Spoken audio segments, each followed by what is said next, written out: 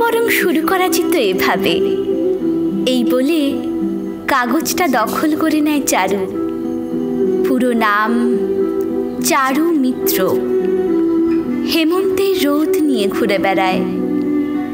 চওড়া ঠোঁটে আপনাকে বড্ড বেমানান লাগে, বুঝলেন? ওতে আমার ভয়ঙ্কর দুঃস্বপ্ন থাকে। সে অবশ্যই আপনি বুঝবেন না। পাটিগণিতের ফাঁকে আমি ক্যালকুলাস বোঝার সাহস করি না, চেপে যাই। চারুদের বাসায় আমার টিউশনির বয়স 3, চারুর 19, আর আমার 26 নাকি 36। সময় করে হিসেব করা যাবে একদিন।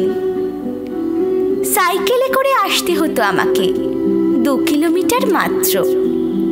অথচ 2 পা দূরত্বে কখনোই দেখা হয়নি তার চোখ, জানা হয়নি কোনো শীতে সেখানে আষাঢ় শ্রাবণ আসে কিনা।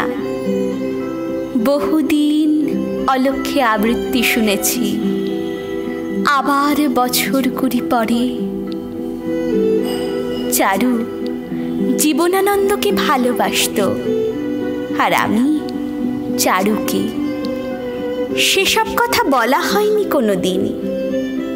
সে ফ্রক ছেড়ে সালোয়ার কামিজ পরতে শুরু করে। আমার সাইকেলটা দিন দিন পুরনো হতে থাকে। ব্যক্তিগত ডায়েরিতে সে কারো নাম লিখতে শুরু করে। আমি মায়ের জন্য অ্যাসপিরিন আর ইনসুলিন লিখে রাখি। চারুর বারান্দায় এক দুর্লভ অর্কিড প্রার্থনা করে আকাশ। আমার হাতের পরিসীমা সামান্য, লোকে জেনে ফেললে আমার টিউশনে চলে যাবে, মায়ের ওষুধ চলে যাবে, সাইকেলটা অকেজো হয়ে পড়বে। আমার হাসি, কান্না, আকাশ সব চলে যাবে। তাকে বলা হয় না, তাকে বলা হয় না তার অসাবধানতা বশত ওড়না সরে গেলে আমি অপ্রস্তুত হয়ে পড়ি। বলা হয় না আমার বিছানায় শীতকাল চলছে গত 1 যুগ ধরে। বলা হয়নি বহুদিন গোলাপ হাতে এনে দরজার বাইরে রেখে এসেছি। আচমকা টিউশনিটা ছেড়ে দিতে হলো। চারুমিত্রের সাথে দেখা নেই প্রায় 20 বছর। আরো 20 বছর কেটে যাবে সাদা কাগজটা পৌঁছতে। চারুমিত্র কবিতাটি শেষ করা হয় না।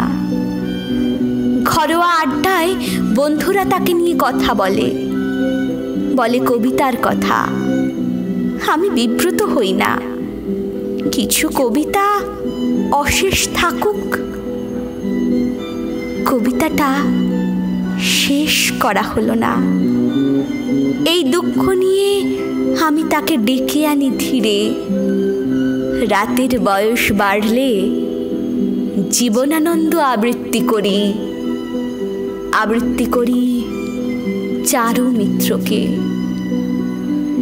সোনালি সোনালি চিল শিশির শিকার করে নিয়ে গেছে তারে। আবার বছর 20 পরে সেই কুয়াশায় পাই যদি হঠাৎ তোমারে।